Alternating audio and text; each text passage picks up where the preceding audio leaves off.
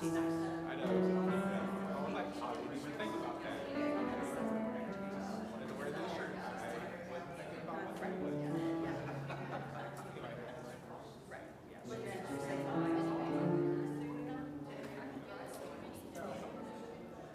It's all about my attention. Okay, bye. Oh, it's 7 o'clock.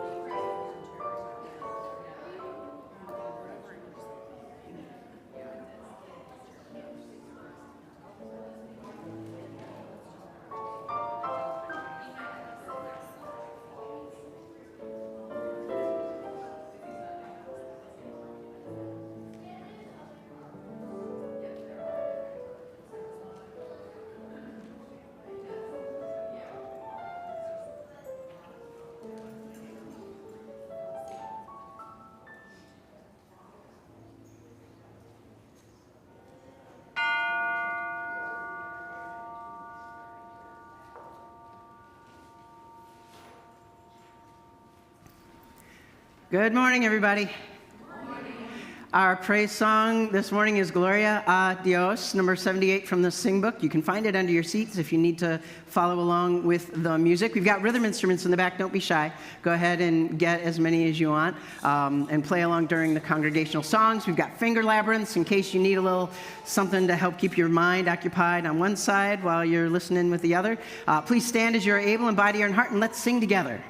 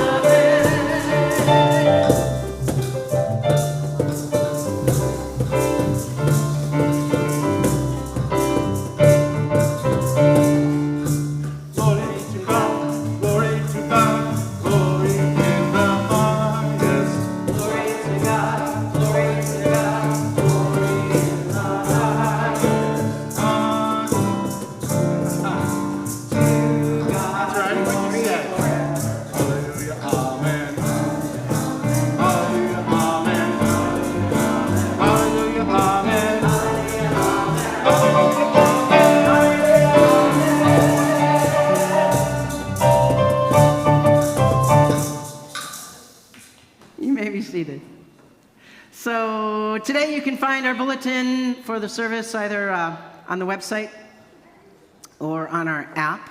We've got our fall festival and our pumpkin patch coming up. We're going to have a meeting after service. We had to cancel our safety training for unforeseen circumstances. We're going to reschedule that. I think it's pretty much confirmed for November. I'll get the date out to you in a special announcement. So instead of having that training, we're going to have a pumpkin patch meeting. You're all invited to come, and there's food, so there's no reason for you not to come. So just come to the meeting and learn more about it. Let's see, what else? I said that. Today, we celebrate, along with the United Church of Christ, because it's on our calendar, so it's a good prompt, American Indian Ministry Sunday. So I'd like to begin this service by acknowledging that the land that I am standing on, the land that supports our building and our ministries, originally was not the United States on what we have named the continent of America. Before Spring, Texas, this land was sustained, nourished, and tended by others. The nations before us who called this home were the Akokisa, the Walatecan, and the Sana. We lift our hearts in gratitude for our ancestors and for those of these nations who still call this place home. And with that, I welcome you here to this space and invite you to bring yourselves fully.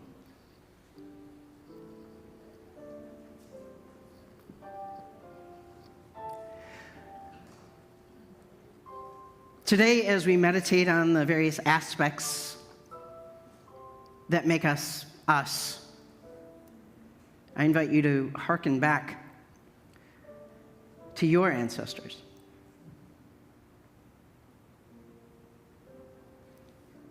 In what ways do people say, oh, you look like so-and-so? In what ways do you find that your body is moving in ways that you know other people move? And it might not be parents or aunts or uncles. It might be friends that you've known for a really long time. And you've started to borrow each other's gestures, each other's walk or movement styles. It's good to honor these connections of similarity. Do you ever wonder why you like to move in a certain way, or if the aches and pains, or if the excitement in your body is something that harkens back generations? Maybe it does. So breathe into the ancient memory that your body holds and celebrate all the generations that have passed that make you you.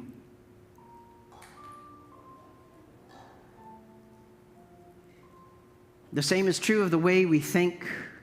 We have been taught by those who have mentored us, taught by those who are taught by those. Some of the same wisdom, the same folklore, the same mythic tales go from generation to generation. What's the wisdom that you have been provided with? And in what ways, generationally, have you been able to look back on some of that wisdom and say, well, that actually doesn't make any sense given what we know now, but it is still dear and tender to me?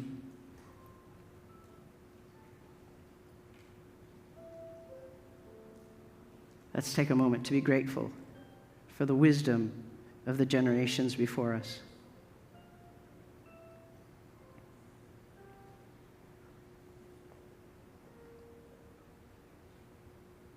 Emotionally, there is a generational thread as well.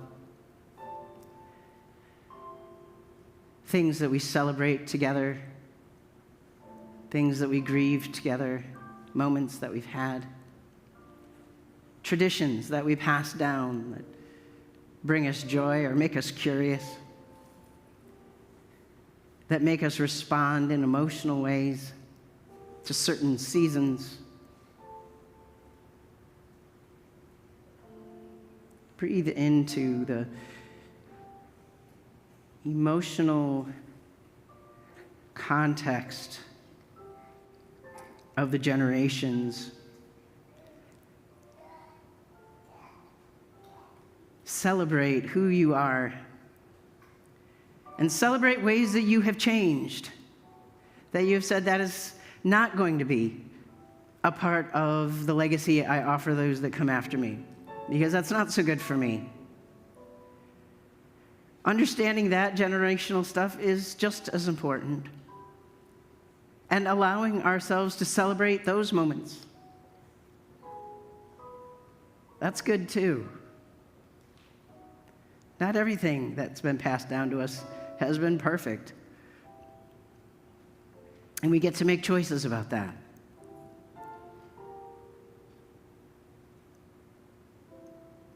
So breathe into all of that along with your spirit. Maybe you've been brought up in a faith tradition that is very different than this one. Maybe it's exactly the same. Maybe the tradition name is the same, but the practice is very different because things change over the years. But we've been given a gift from generations past, a gift of their spiritual wisdom, a gift of their spiritual faults that we have maybe worked on fixing. Today, this day, you are you. And we are us because of how we have chosen to shape and reshape in all these different ways. So celebrate the foundation that you stand on,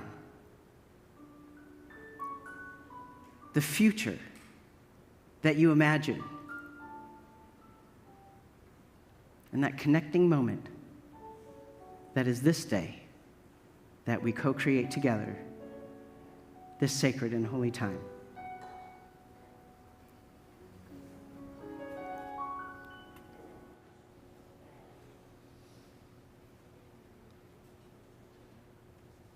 We're going to learn.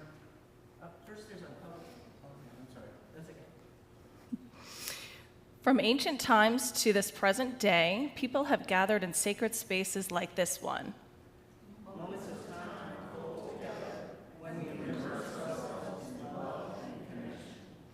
We ask for divine love to be revealed to us in this gathering.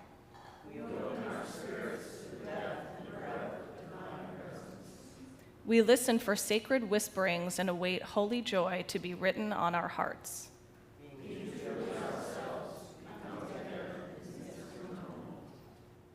And now we're going to learn a new song called Dakota Hymn. It's number 13 in a book called Everflowing Streams. So we printed that out. Since I can't say it's under your seats in a book, so we printed it out for you, and Marshall is going to take it away.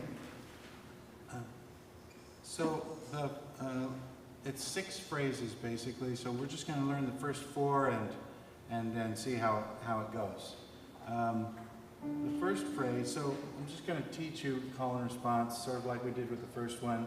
This is, and then we'll sing the whole thing.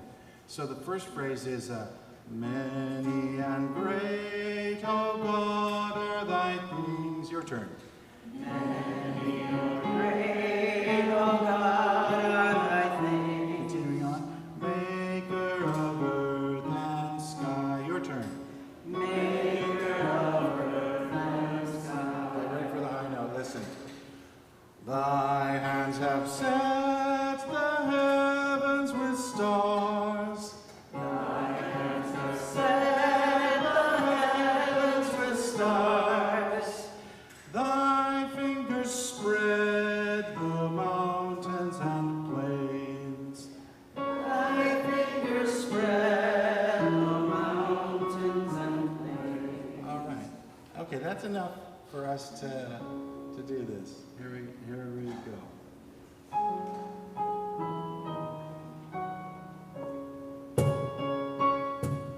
Stand as you are able, body and heart. Don't be afraid to play.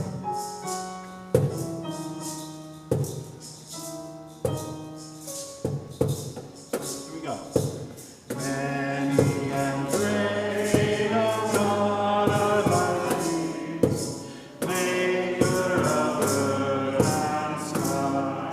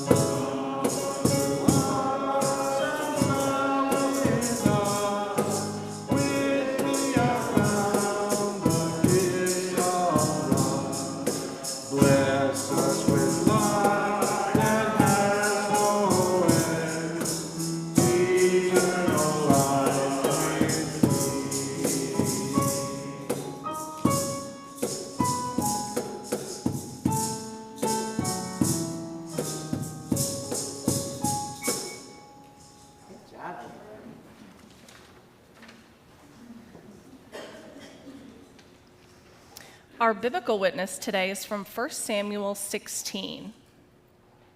God said to Samuel, "How long will you grieve over Saul? I have rejected him from being king over Israel. Fill your horn with oil and set out. I will send you to Jesse the Bethlehemite, for I have provided for myself a king among his sons." Samuel did what God commanded and came to Bethlehem. He sanctified Jesse and his sons and invited them to the sacrifice. When they came, he looked on Eliab, Jesse's oldest son, and thought, "Surely the Lord's anointed is now before the Lord." But God said to Samuel, "Do not look on his appearance or on the height of his stature, because I have rejected him. For I do not see as mortals see. They look on the outward appearance, but I look on the heart." Then Jesse called Abinadab and made him pass before Samuel. God said, "Neither have I chosen this one." Then Jesse made Shammah pass by, and God said, "Neither have I chosen this one." Jesse made 7 of his sons pass before Samuel, and Samuel said to Jesse, "God has not chosen any of these." Samuel said to Jesse, "Are all your sons here?" And he said, "There remains yet the youngest, but he is keeping the sheep." And Samuel said to Jesse, "Send and bring him, for we will not sit down until he comes here." Jesse sent and brought him in. Now David was ruddy and had him beautiful eyes and was handsome. God said, "Rise and anoint him, for this is the one." Then Samuel took the horn of oil and anointed him in the presence of his brothers, and the Spirit of the Lord came mightily upon David from that day forward. Samuel then set out and went to Ramah.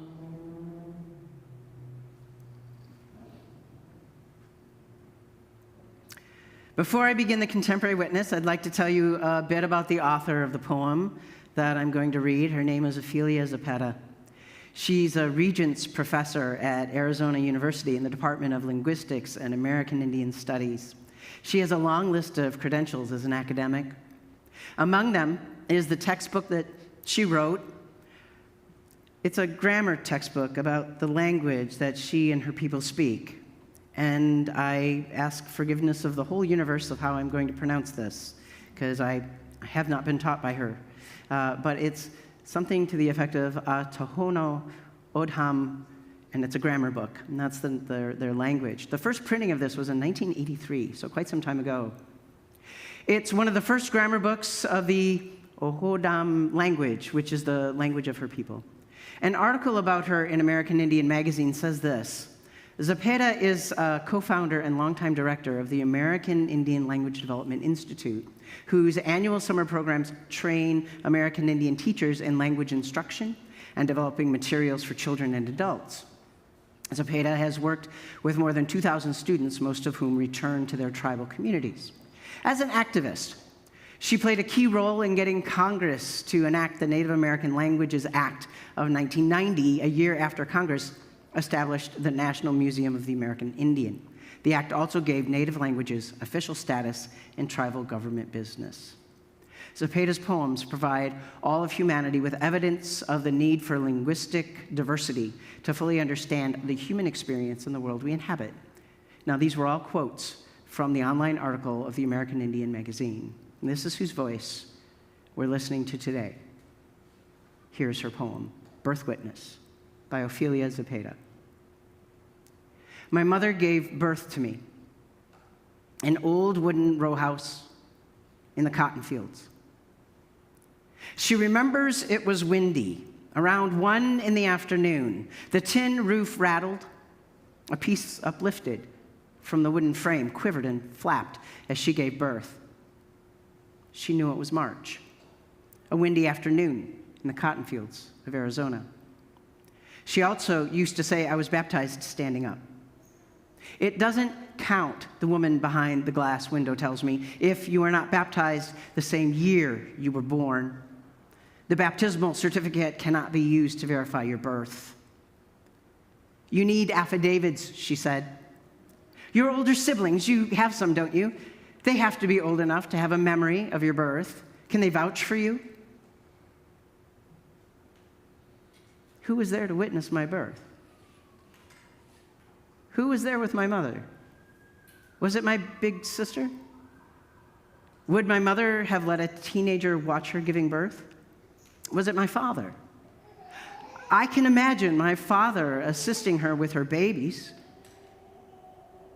My aunts? Who was there when I breathed my first breath, took in those dry particles from the cotton fields? Who knew then that I would need witnesses of my birth? The stars were there in the sky. The wind was there. The sun was there. The pollen of spring was floating and sensed me being born. They are silent witnesses. They do not know of affidavits. They simply know. You need records, she said. Are there doctor's receipts from when you were a baby? Didn't your parents have a family Bible, where births are recorded? Were there letters, announcements of your birth? I don't bother to explain. My parents are illiterate in English language. What I really want to tell her is they speak a language much too civil for writing.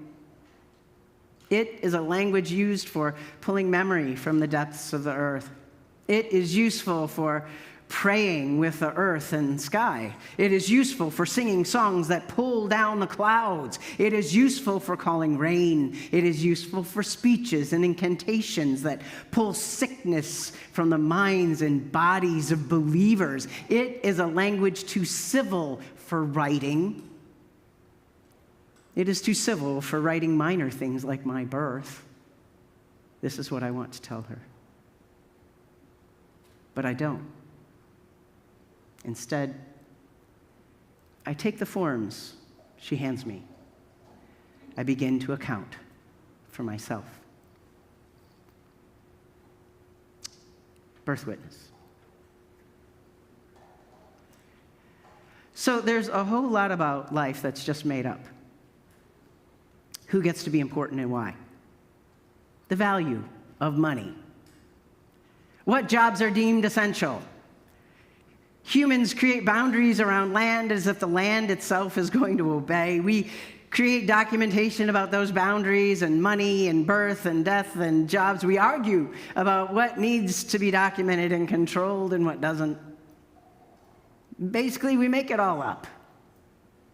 In her poem, Birth Witness, Ophelia Zepeda reveals the ridiculousness about requirements to document and to prove the obvious. Are there any witnesses to your birth? You right now, because you can see me.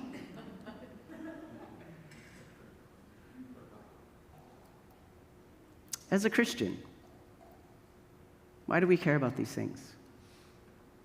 Why do we care that we can get so caught up in a system of requirements that we lose the point of what we're trying to keep track of and why?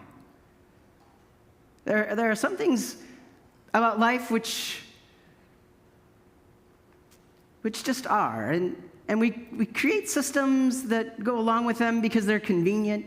It's just a way to be organized. It doesn't really matter.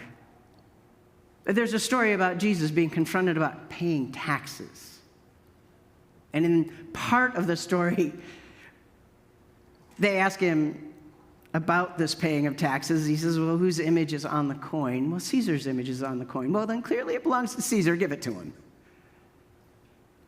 If it belongs to Caesar, give it to Caesar. What belongs to God? Give to God. What image is on the thing that you're talking about? Jesus had a practical nature. For him, life was bigger than the systems that we create, unless the systems created interfered with life. Some systems are designed just for that purpose. They are meant to get in the way of life of some people so that they can't participate. Gerrymandering does this with voting. The requirements of many different kinds of public assistance get in the way of people being able to get off assistance in a meaningful way. I remember many, many years ago, I was on welfare. And it was, getting along just fine, but I decided I needed to go back to college. So I was going to go to the community college in my area.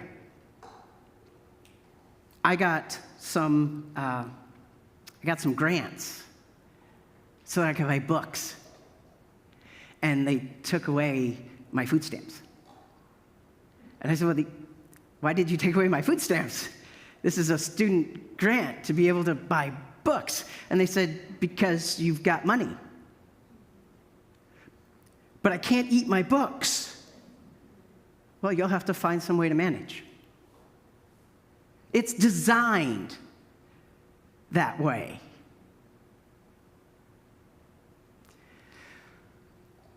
So I could easily get in the weeds about intrusive rules and documentations which stop people from moving forward, but I bet I've said enough to bring to mind the ones that cause you aggravation,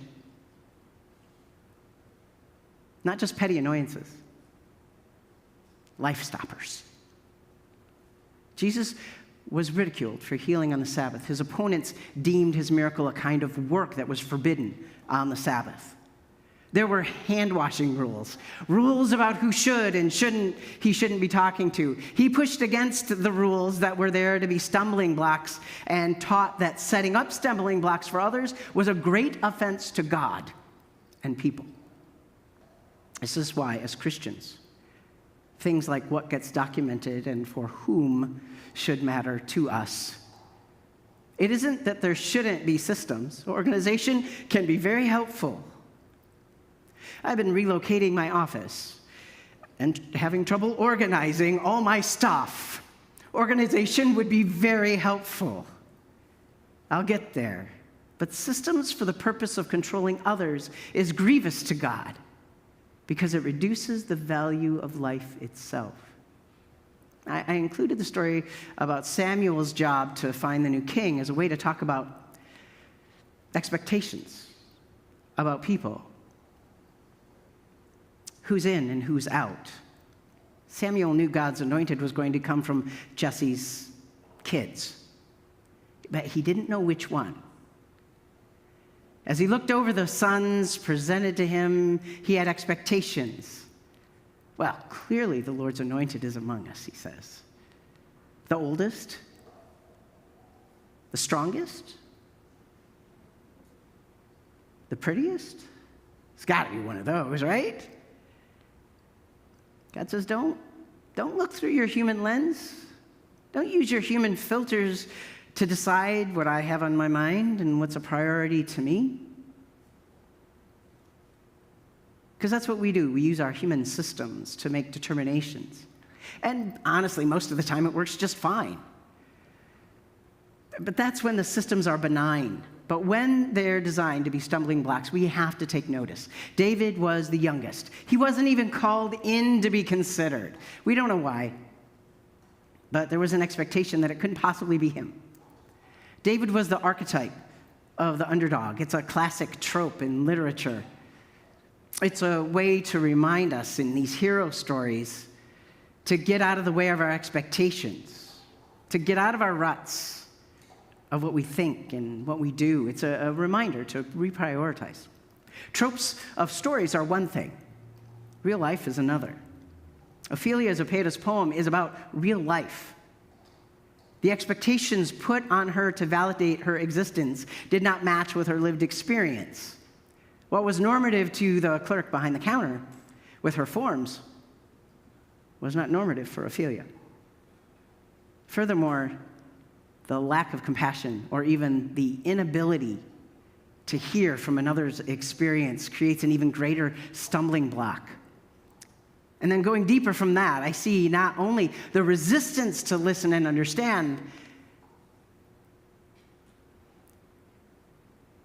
but a kind of expected suspicion that the people the clerk was serving were up to something.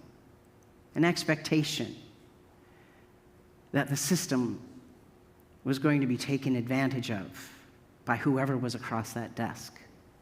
So a resistance to listen at that level. As Christians, why should we care about things like this? Because whole groups of people are being invalidated and treated with suspicion. These are stumbling blocks to living. Jesus cared about that. Our faith teaches us to take notice of the forgotten child in the field, like David, or the adult who is being given a requirement for validation that overburdens their life. Today, with Ophelia Zepeda's guidance, let's look beyond the human structures which give credence to our existence. She lists the real witnesses to her birth, not just the humans who might have been there, but creation itself. She celebrates these deeper witnesses which have memories and futures far beyond hers. She talks about the language of her family being much too civil for writing and documenting.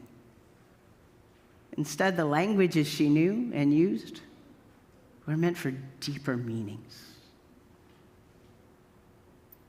Who or what are the real witnesses which celebrate your life,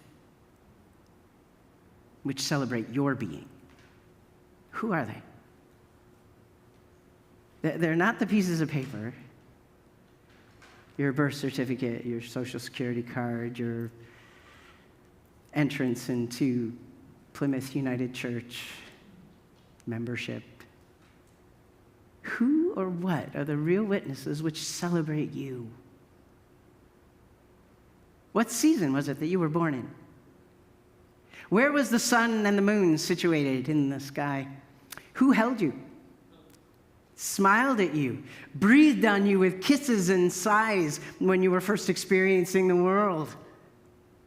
In what way do you use language that holds deeper meanings? What non-words help you express your deeper truths? How do you connect with the mystery that is creation? What is intrinsically true in your life?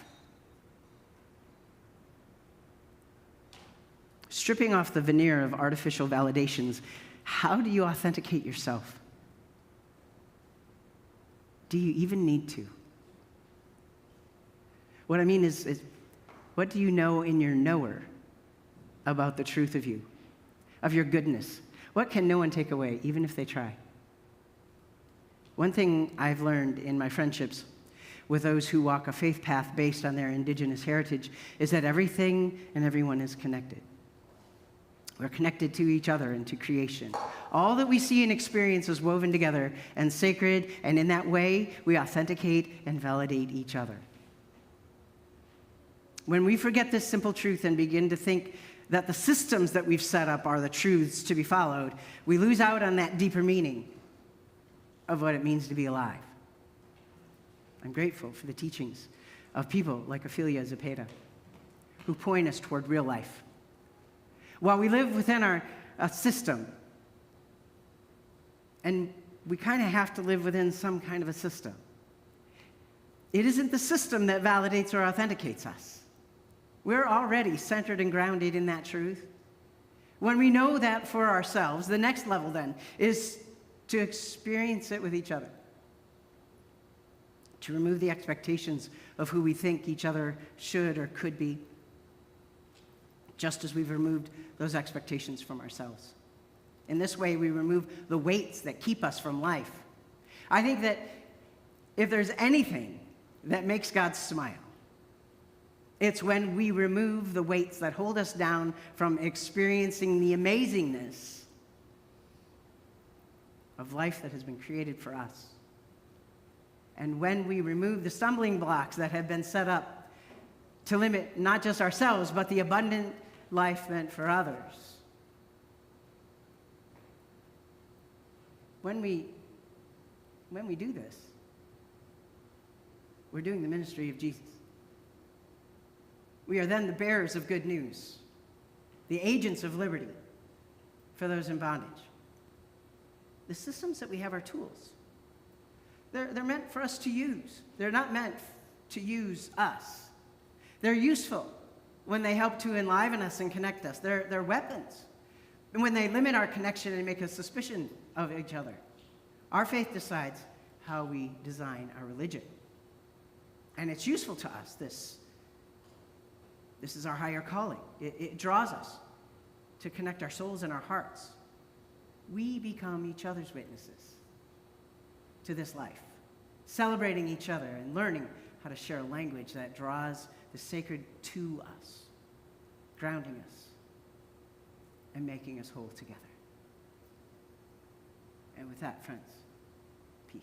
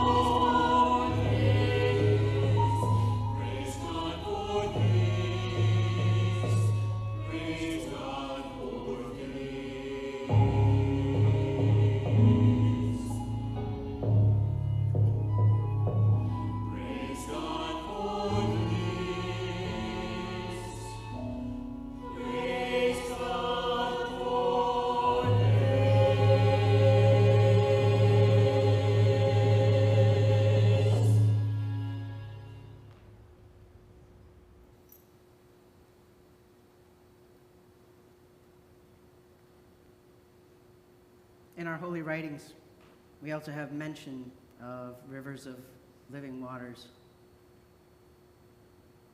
of waters that flow to give us sustenance, of all the elements, really, that symbolize spiritual and human vitality. Before I go into a moment of prayer, I was asked after our congregational meeting to bring up to the congregation some of the conversation at the meeting that are revolved, in a sense, around the vitality of Plymouth. I think we have a really vital ministry here. We have people that tell me that this is a place of respite for their souls, or of encouragement for them to be their authentic self, of challenge to expand their understanding of life and the divine and all that good stuff. And at the same time, one of the things that came out of the meeting is that our offerings have been down. And as much as this seems like not the right moment to talk about that, and we're going to have an invitation to offering in a moment, the reason that we care is because we want this ministry to continue to be a river of living water to many. So I just want to encourage people to participate as best as you can, not beyond what you are able. Not only in the ministries that are more overt toward people, but also the undercurrent, the way the foundation is built for those ministries. And that has to do with things like giving money or volunteering for the more mundane things. So as we pause and meditate on what it means to be connected, I wanted to plant that seed as one of those ways. Let's draw our hearts together in prayer. Holy love, we thank you that we get to be a tributary, a small portion of the greater water that flows from your life. That we as individual droplets are joined together in this stream, joining together in other places with other folks, making a difference for people so that they can find their life, be re-enlivened, hear other voices in their world that help to remove the stumbling blocks, that speak words of freedom and kindness. We thank you for the opportunity to remember our ancestors, and the ancestors that are not directly ours, but are ours because we are standing on this land, whatever land that any of us are standing or sitting on, at whatever day of the week that you may be watching this online, or if you're sitting here in this room. The river of living water flows not just from one place to another, but from one time to another, and we are connected in that time. Hopefully, waters of refreshment for those who are parched. And so, as witnesses to this life, this great big life that has so much beauty in it, we call upon you, O God, to help us be showers of that beauty, to help us to point out the good and to resist the evil. Give us wisdom in how to do that. Give us words to speak. Help us to know how we can put our bodies in the path so that freedom can flow and so that there can be liberty to the captives.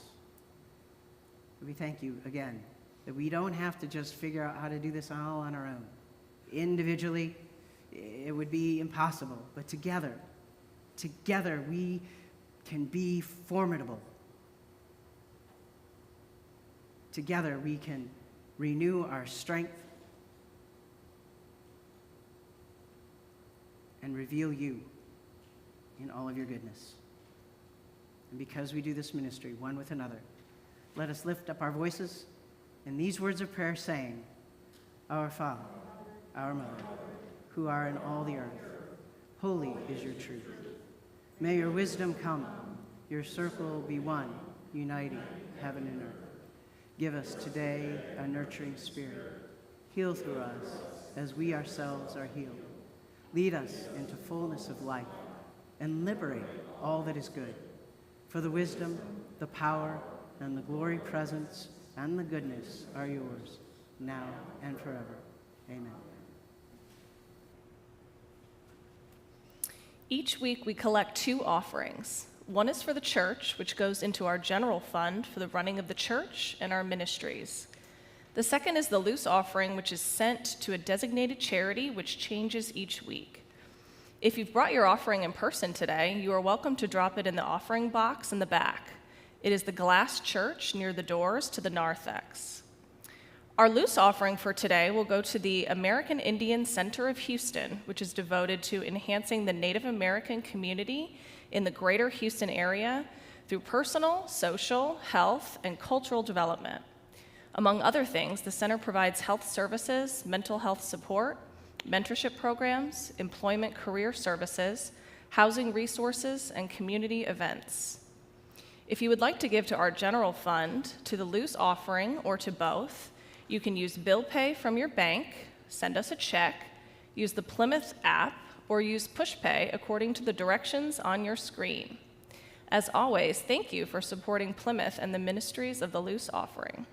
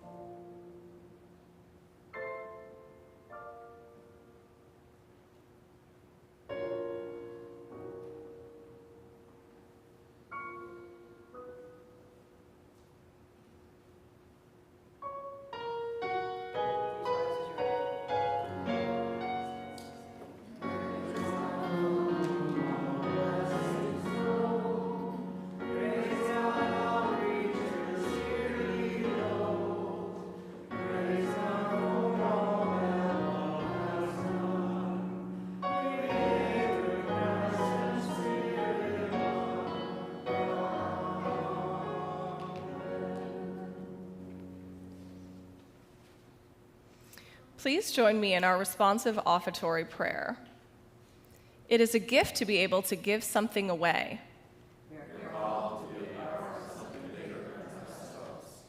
Spirit of love, look upon us now.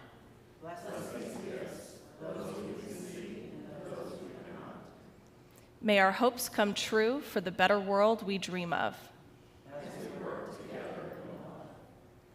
Let's sing together Deep Peace from Sing 201, which you can find under your seats.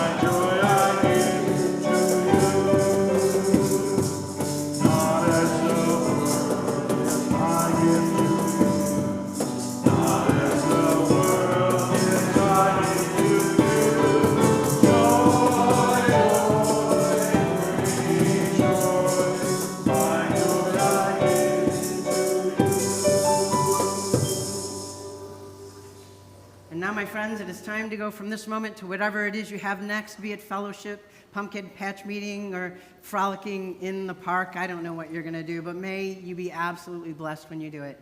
May you hear and kind of examine all the witnesses that are around you, that are deeper than the superficial ones that we normally notice.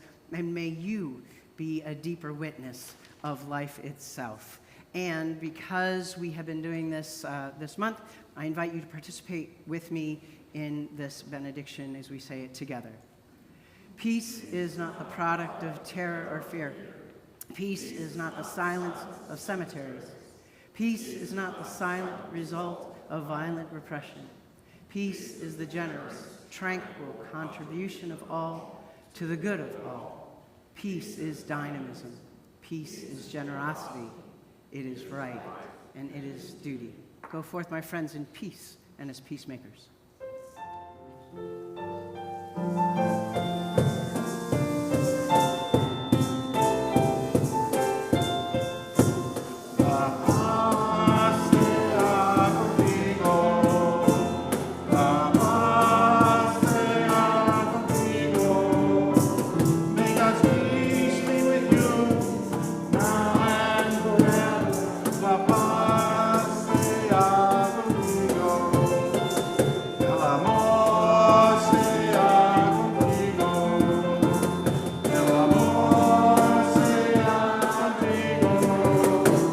Because